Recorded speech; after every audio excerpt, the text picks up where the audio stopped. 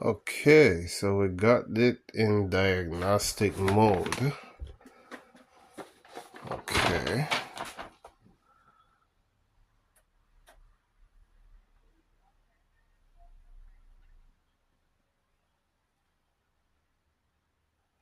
Press start, pause. So I'm gonna press start.